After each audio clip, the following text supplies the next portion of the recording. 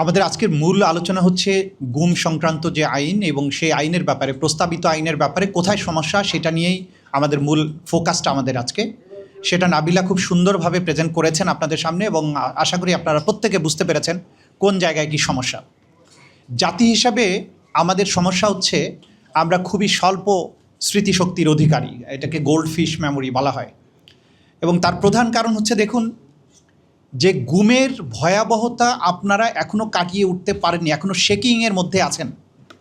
আমার পাশে ব্যারিস্টার আরমান আছেন, তিনি 8 বছর গুম ছিলেন। আমি তাকে আগেও দেখেছি, এখনও দেখছি। আমি খুব স্পষ্টভাবে বুঝতে পারি যে আরমান এখনও ট্রমার থেকে বেরিয়ে আসতে পারেনি। তার প্রত্যেকটা কথা শুনিয়ে আমি খেয়াল করি যে সে ট্রমার থেকেই বেরিয়ে আসতে পারেনি। বিএনপিতে অজস্র ভিকটিম আছেন, তাদের পরিবার আছেন, এখানেও কথা বলছেন, তারা কেউ ট্রমার থেকে বেরিয়ে আসতে পারেনি। এই সময়ের মধ্যেই আপনি ভুলে গেছেন যে আপনি কি সময়টা পার করে এসেছেন। জাতি হিসাবে এটা চরম দুর্ভাগ্যের বিষয়। আমি বারবার প্রত্যেকটা অনুষ্ঠানে একই রকম কথা বলার চেষ্টা করি যে আপনি যে মহাবিপ্লবের মধ্য দিয়ে ক্ষমতায় আসলেন, আসার পরে যে জনগণের বিপুল প্রত্যাশা ছিল, যে বাচ্চাগুলো রাজপথে বুক চিতিয়ে দাঁড়িয়ে জীবন দিল, সে নিছক একটা নির্বাচন, নিছক একটা পরিবর্তন, এটার জন্য জীবন দেয়নি। এইটা সবাইকে মনে রাখতে হবে। আবু সাইদ যেভাবে বুক চিতিয়ে দাঁড়িয়েছিল, সেটা নিছক একটা নির্বাচনের জন্য নয় যে আওয়ামী লীগ আমলের বদলে আরেকটা নির্বাচন হবে, আরেকটা দল ক্ষমতায় আসবে। আমাদের যে বাচ্চাগুলো 4 বছর, 5 বছর, 7 বছরের বাচ্চারা রাস্তায় নেমেছে, জীবন দিয়েছে, তাদের প্রত্যেকের শরীরী ভাষা, চোখের ভাষা, কথা আমরা শুনেছি। আমরা এরপরে ভুলে গেছি যে আমরা কোন জিনিসের মধ্য দিয়ে আজকের বাংলাদেশটা পেয়েছি, আজকের সরকার পেয়েছি। যে গুমের ভয়াবহতার ব্যাপারে গত আওয়ামী লীগ আমলের পুরোটা সময়, বিশেষ করে 2009 থেকে শুরু করে 2024 পর্যন্ত, কিভাবে ভুলে যাই আমরা। দেখুন, যে গুমের যে ভয়াবহতা, প্রতিদিন আমি এটা বলি, বাংলাদেশের সমস্যা হচ্ছে যে আমাদের মিডিয়াগুলো এখনও ফ্যাসিবাদ আমলের সেই ঐতিহ্য বহন করে যাচ্ছে এবং মিডিয়ার সমস্ত প্রধান জায়গাগুলোতে তারা এই আওয়ামী ন্যারেটিভ উৎপাদনে ব্যস্ত। কিন্তু মাঝখানে যে ঘটনাগুলো ঘটে গেছে, 2-1 দিন হয়তো আলোচনায় আসছে, তারপরে গুমের ঘটনার ভয়াবহতা আর নাই। আমি আইনের কথা নাবিলা বলে ফেলেছেন, আমি বাস্তবতার উপরে কিছুটা আলোকপাত করে শেষের দিকে আইনের দিকে যাব। একটা মানুষকে আপনি বিএনপি, জামাত অথবা যে কোনো ইসলামিক দলের যে কেউ যদি হয়, কি হয়েছে, রাস্তার সামনে দাঁড়িয়ে আছে, মার্কেটের সামনে ঢোকার চেষ্টা করছে, বাড়িতে ঢোকার চেষ্টা করছে, একটা মাইক্রোবাস এসছে, দরজাটা খুলেছে, 4-5 জন তাকে ধরে গাড়িতে উঠিয়ে ফেলেছে, তারপরে চিরদিনের জন্য নাই হয়ে গেছে। এটা ভুলে গেলেন কিভাবে? ইলিয়াস আলী সাহেবকে আমরা ফেরত পাইনি, কিন্তু কি ঘটেছে মোটামুটি আমরা বের করেছি। কিন্তু দুর্ভাগ্যজনক হচ্ছে ইলিয়াস আলী সাহেবের পরিবার আজ পর্যন্ত ইন্টারন্যাশনাল ক্রাইমস ট্রাইব্যুনালে যান নাই সাক্ষী দিতে, তদন্ত সংস্থার কাছেও যাননি। গুম কমিশনে গিয়েছেন বলে আমরা শুনেছি। এখন বিচারের জায়গায় যদি আপনি না যান, সাহায্য করব কিভাবে? রাজনৈতিক প্রত্যেকটা দলকে, ইনক্লুডিং এবি পার্টির চেয়ারম্যান আমার ডান পাশে বসে আছেন, জুলাই আগস্টে প্রত্যেকটা রাজনৈতিক দল কি ভূমিকা রেখেছিলেন, তাদের কতজন আহত হয়েছেন, মামলা হয়েছে কয়টা, কোথায় কি কি অবস্ট্রাকল তারা ফেস করেছেন, এগুলো জানার জন্য চিঠি দিয়েছিলাম। এবি পার্টি সহ বাংলাদেশের একটি রাজনৈতিক দলও আমার এই চিঠির রেসপন্স করেনি। পার্টির পক্ষ থেকে কোনো একটা লোক সাক্ষী পাঠায় নাই। শুধুমাত্র গুমের ব্যাপারে, ক্রস ফায়ারের ব্যাপারে, নট গুম, ক্রস ফায়ারের ব্যাপারে জামাত এবং বিএনপি দুটো আলাদা ভলিউমে তাদের 17 বছরে যে পরিমাণ মানুষ ক্রস ফায়ারে মারা গেছেন, নির্যাতিত হয়েছেন, তার তালিকা পাঠিয়েছিলেন। কিন্তু জুলাই আগস্টের ব্যাপারে সবাইকে চিঠি দিয়ে, রিপিটেডলি চিঠি দিয়েছি, চিঠিরও কোনো জবাব দেয়নি কেউ, কোর্টেও আসেনি, সাক্ষীও দেয়নি। শুধুমাত্র NCP not as such, Nahid ইসলামরা জুলাই আগস্টের মাঠের নেতা ছিল, তারা এসে কয়েকজন সাক্ষী দিয়েছে, কারণ তাদেরটা সাক্ষ্যটা অনিবার্য ছিল। তাহলে এমন একটা জাতি যে রাজনৈতিক দলগুলো মামলার বিচারের ব্যাপারে আগ্রহী না, সেই দেশে তো এরকম আইন আসবেই, কারণ রাজনীতিবিদরা কেউ সচেতন না। তো এখন দেখুন, অন্তর্বর্তীকালীন সরকারের সময়ে যে তিনটা না, র্যাবের আইন তো তখন ছিল না, যে আইনগুলো করা হলো, সেই আইনগুলো সকল মহলের মতামত নেওয়া হয়েছিল। আজকে যিনি আইনমন্ত্রী আছেন, তিনি তখন অ্যাটর্নি জেনারেল ছিলেন। এই আইন প্রণয়নে তার বিশাল ভূমিকা ছিল। আসিফ নজরুল সাহেব তখন আইন উপদেষ্টা ছিলেন, তিনি সবারই শিক্ষক, ঢাকা বিশ্ববিদ্যালয়ের শিক্ষক। আসাদুজ্জামান সাহেবের সরাসরি শিক্ষক। এইখানে গুম কমিশনের সদস্যরা ভূমিকা রেখেছেন, আমাদেরকে ডাকা হয়েছে, আমরা মতামত দিয়েছি, সিভিল সোসাইটির লোকেরা মতামত দিয়েছেন, ভিকটিম পরিবার এসে মতামত দিয়েছেন, ভিকটিমরা মতামত দিয়েছেন। এবং এই আইনগুলো কতবার কাটাছেঁড়া হয়েছে। গুমের আইনটার ব্যাপারে আমার মনে হয় 17টা না 18টা সেশন হয়েছিল। এত ভালো করে আইনটা করা হলো, আপনি এক কথায় ল্যাপস করে দিলেন, দিয়ে বললেন এর চেয়েও ভালো জিনিস বানাবো। কি ভালো জিনিস বানালেন? 3টা আইন থেকে আমরা দেখলাম যে মূলত তদন্তের জায়গাটা আপনি বাহিনীর উপরে ছেড়ে দিচ্ছেন।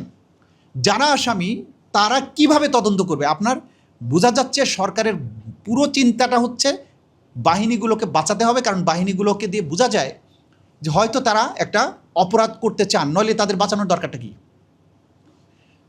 17 বছরে ভিকটিম হয়েছেন আপনি। আপনি কেন এই কাঠামোটা রেখে যাচ্ছেন? চিরদিন কি আপনি ক্ষমতায় থাকবেন? বিশ্বাস করেন এটা সম্ভব?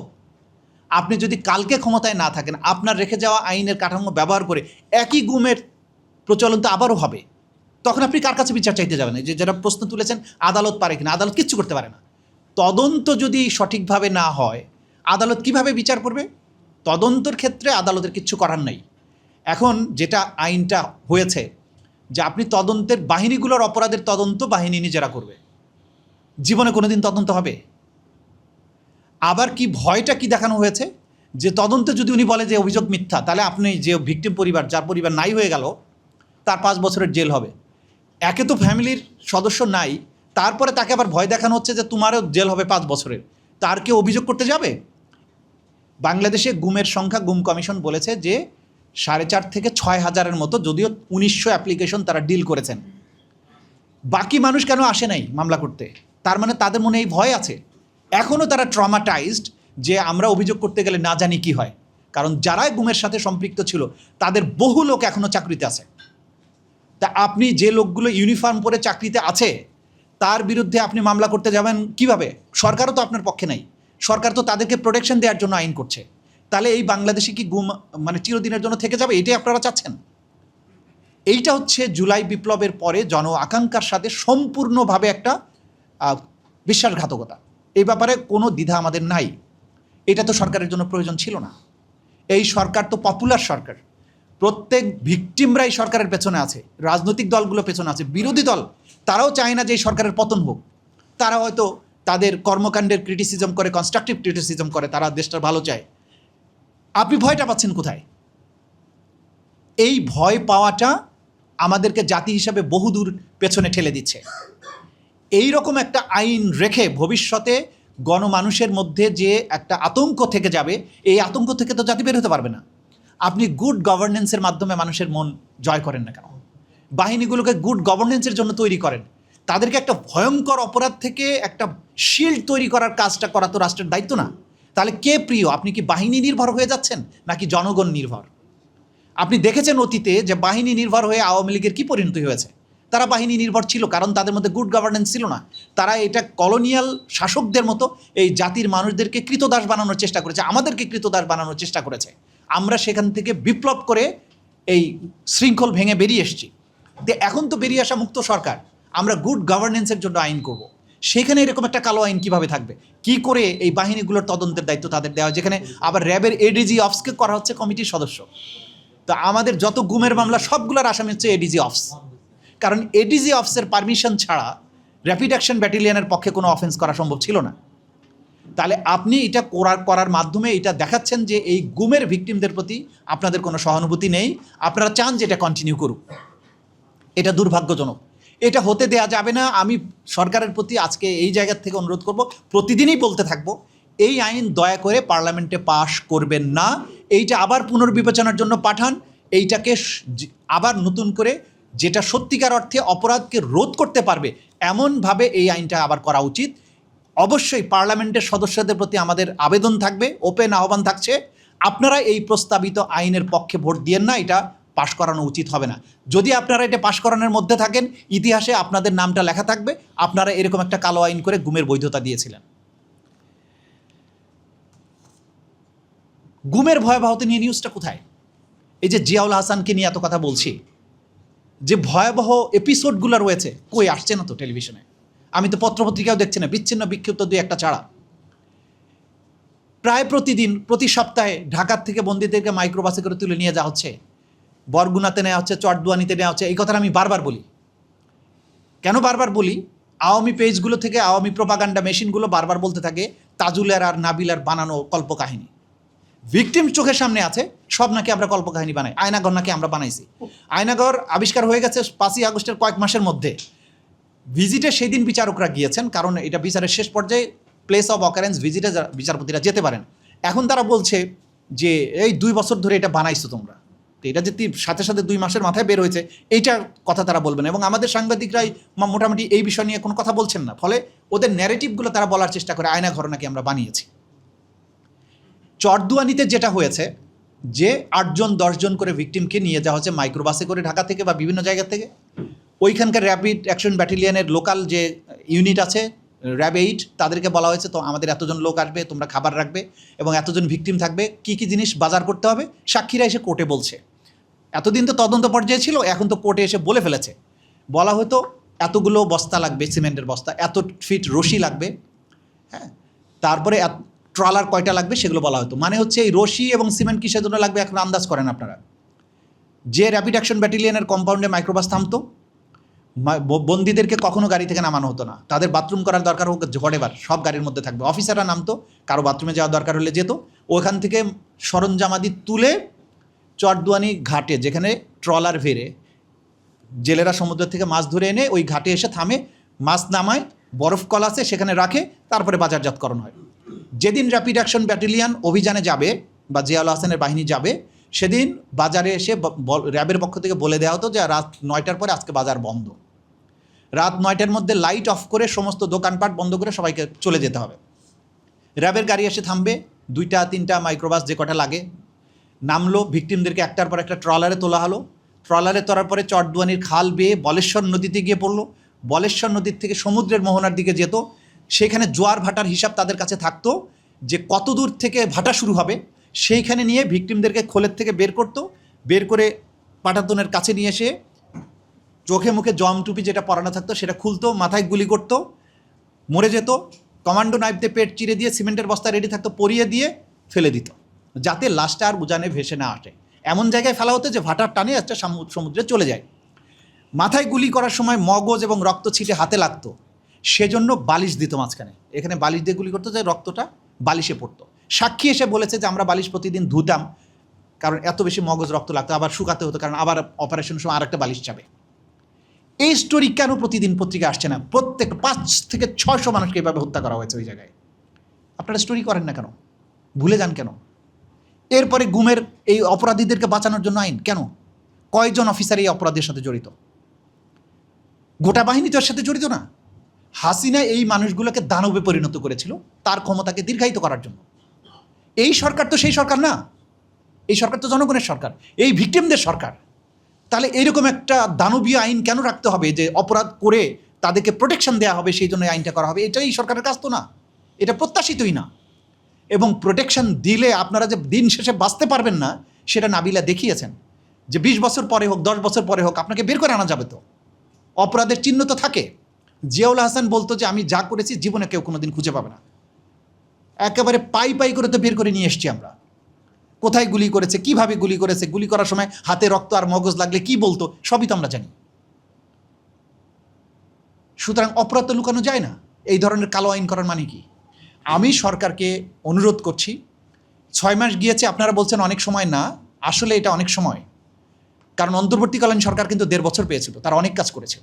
আপনি যদি সদিচ্ছা থাকে, মর্নিং শোজ দ্য ডে, আপনি এই জাতীয় কালো আইনের চিন্তার থেকে দূরে চলে আসেন। গোটা বাংলাদেশ আপনাদের পিছনে থাকবে। আমরা বলবো যারা ইলেকশন দরকার নেই, আপনারাই থাকেন, ভালো কাজ করেন না, অসুবিধা কি? কিন্তু এইরকম কালো আইন করে যে দুঃস্বপ্নের মধ্য দিয়ে গোটা জাতি গিয়েছে বারবার, সেই দুঃস্বপ্নের দিকে আবার যাব? এটার জন্য আপনাকে আমরা আনছি। আপনার শক্তির উৎসটা কোথায় সরকারকে বলবো সেইটার দিকে তাকানোর জন্য। এই বাংলাদেশের জনগণ তো আপনাদের পক্ষে, 2/3 মেজরিটি দিয়েছি তো আমরা। তা আপনি জনগণের বিরুদ্ধে আইন করতে হবে কেন? কয়েকটা বাহিনীর সদস্যকে বাঁচানোর জন্য। যে 2 অপরাধ করে অবশ্যই তার বিচারের মুখোমুখি হতে হবে। আর যদি গুড গভর্নেন্সের জন্য বাহিনী কাজ করে তাদেরকে তো আমরা স্যালুট করব।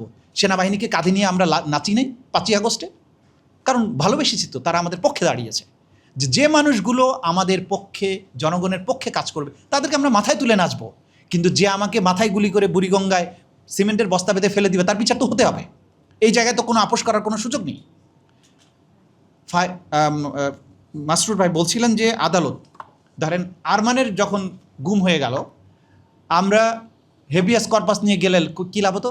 সিনহা পর্যন্ত চিফ জাস্টিস তখন ওপেন কোর্টে বলল যে তাকে তো ল অ্যান্ড অর্ডার মানে আইনশৃঙ্খলা রক্ষাকারী বাহিনী তুলে নিয়ে গেছে, আসবে, এটা মামলা করার দরকার নেই। হাইকোর্টে প্রথম গুমের ঘটনায় আমি রিট পিটিশন নিয়ে আমি নিজে গিয়েছিলাম। ওয়ালিউল্লাহ এবং মুকাদ্দাস ইসলামী বিশ্ববিদ্যালয়ের দুজন ছাত্র শিবিরের নেতা, তাদেরকে আমিনবাজার থেকে তুলে নেওয়া হয়, আজ পর্যন্ত তারা ফেরত আসেনি। থার্ড রিট করেছিলাম গোলাম মর্তুজার জন্য, লাকিলি সে ফেরত এসছে।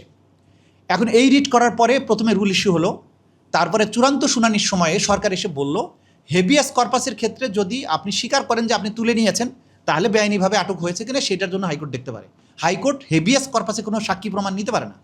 তাহলে হাইকোর্ট বলল যে গভর্নমেন্ট বলছে আমি তুলে নেই, তো আপনার আমাদের কিছু করার নেই। মামলা জাজমেন্ট দিয়ে খারিজ করে দিল যে যেহেতু সরকার আর স্বীকার করছে না, সুতরাং আমাদের এখানে নির্ধারণ করার সুযোগ নেই, তাই তিনি বৈধভাবে আটক আছেন না অবৈধভাবে আছেন। তো ওয়ালিউল্লাহ মুকাদ্দাস গেল। গোলাম মর্তুজার ক্ষেত্রে যেটা হলো, গোলাম মর্তুজার জন্য আমি রিট করলাম, রিট শুনানির জন্য আসলো জাস্টিস আব্দুল ওহাব মিয়ার বেঞ্চ। যেদিন চূড়ান্ত শুনানি হলো আমি স্টেটমেন্ট দিলাম, অ্যাপ্লিকেশন দিয়ে বললাম গোলাম মর্তুজা TFI সেলের দোতলায় এত নম্বর রুমের মধ্যে আছে। স্পেসিফিক অ্যাপ্লিকেশন দেওয়ার পরে ওই রাতে আরবানের বাবা শহীদ মীর কাশেম আলী, ওনার কাছে র্যাপিড অ্যাকশন ব্যাটালিয়নের পক্ষ থেকে ফোন করা হলো যে তাজুল সাহেবকে বলেন এই রিটটা প্রত্যাহার করুক, আমরা গোলাম মর্তুজাকে ছেড়ে দিব, নইলে কিন্তু মেরে ফেলবো। মীর কাশেম আলী সাহেব আমার কাছে ফোন করলেন, খবর নিলেন, বলল যে এই খবর পাঠাইছে, কী করবা তুমি? ভোরবেলা 8টার সময় আমি কোর্টে গেলাম, জাস্টিস ওয়াহাব মিয়ার চেম্বারে ঢুকলাম, যে বললাম স্যার এই ঘটনা, আমি তো আজকে শুনানির জন্য আছে, ওরা বলছে মামলা প্রত্যাহার করো, নইলে কিন্তু মেরে ফেলবো। তখন বললো আগে জীবনে বাঁচো, তুমি প্রত্যাহার করো মামলা। তা আমি বললাম যে আপনাকে জানাই রাখলাম যে কী পরিস্থিতিতে আমি এটা প্রত্যাহার করছি। প্রত্যাহার করলাম, ওই দিন প্রত্যাহার করলাম। ওই পরবর্তী রাত্রে তাকে রাজশাহীতে রেল স্টেশনের পাশে নিয়ে গিয়ে ছেড়ে দিল। ছেড়ে দিয়ে তাকে পুলিশ দিয়ে অ্যারেস্ট করাইলো। বলল এই লোকটা রাজশাহী রেল স্টেশনের পাশে 44 দিন আত্মগোপনে থাকার পরে এলোমেলোভাবে ঘোরাফেরা করছিল, তাকে গ্রেপ্তার করার পরে তার কাছে 2টা অস্ত্র পাওয়া যায়, দিয়ে চালান দিল। এই মামলা জামিনের জন্য আসলো। আমি তখন আদালতে বললাম হাইকোর্টে যে এই লোকটা 44 দিন আত্মগোপনে ছিল, পুলিশ এটা কীভাবে বাইর করলো? কবে থেকে 44 দিন গণনা হইল? মানে এই 44 দিন সে র্যাবের কাছে বন্দী ছিল, তারা মনের ভুলে 44 দিন লিখে ফেলছে। তো যাই হোক, বেল দিয়ে দিল। এখন দেখেন যে আইনের প্রোটেকশনের কথা বলছেন, আদালতের জায়গা কিন্তু হাত বাঁধা থাকে। আদালত কত দূর যেতে পারবে? এখন তদন্ত করে যদি রিপোর্ট না আসে, আদালত কী করতে পারবে? এই জায়গায় আদালতের ক্ষমতাগুলো লিমিটেড থাকছে। আমি আর লম্বা কথা বলবো না। ন্যায় বিচারের মূল কথা হচ্ছে no man shall B A জাজ অফ হিজ ওন কজ। আপনি বাহিনীগুলো যেখানে অপরাধী, তারা তাদের বিচারক হয়ে যাচ্ছে, তারা তদন্ত করছে তার নিজের কেসের ক্ষেত্রে। এটা প্রিন্সিপাল অফ ন্যাচারাল জাস্টিসের পরিপন্থী, এটা করা যাবে না। আমি সরকারের কাছে বিনীত অনুরোধ করব, যারা আজকে ক্ষমতায় আছেন, পার্লামেন্টে আছেন, সবাইকে অনুরোধ করব, এক মহা দুর্বিপাকের মধ্য দিয়ে আমরা এসেছি। ইতিহাসের সবচেয়ে খারাপ শিক্ষা হচ্ছে যে ইতিহাস থেকে কেউ শিখে না, কিন্তু শিখতে তো দোষ নাই। আপনারা ওভারওয়েলমিং মেজরিটি নিয়ে এসছেন, বাংলাদেশের মানুষ আপনাদের পক্ষে আছে, আমরা ভবিষ্যতেও আপনাদের পক্ষে থাকবো। দরকার হয় এফিডেভিট চান, আমরা দিব, ভোট ভবিষ্যতেও আপনাকে দিব। কারণ এই জাতীয় আইন আর করেন না, এই আইনগুলো করেন না। এই শর্তে আমরা এফিডেভিট করে বলবো যতদিন ইলেকশন হবে আপনারাই ভোট দিব, তবু এই আইনটা করবেন না প্লিজ। আমরা আমাদের তরুণদের রক্তে একটা নতুন সূর্যোদয় ঘটাতে পেরেছি। এই সূর্য আমরা অস্তমিত হতে দেব না। এই সূর্যকে আমরা মধ্য গগনে নিতে চাই। আমরা রক্ত দিতে শিখে গেছি, আমাদেরকে ভয় দেখিয়ে কোনো লাভ হবে না। আমরা আমাদের তরুণদের রক্তের শপথ নিয়ে এই বাংলাদেশকে নতুন করে গড়তে চাই। বাংলাদেশ আবার গুমের ভয়াবহতায় অন্ধকারে ফিরে যাবে, আবার মানুষ নাই হতে থাকবে, মিরাজ শেখের মতো ঘটনা আবারও ঘটবে। এই দৃশ্য আমরা বরদাস্ত করব না। বিনিময়ে যদি আপনারা এটার থেকে বন্ধ রাখেন, আমি বলেছি আপনাদের পিছনে আমরা আজীবন থাকবো। সবাইকে ধন্যবাদ।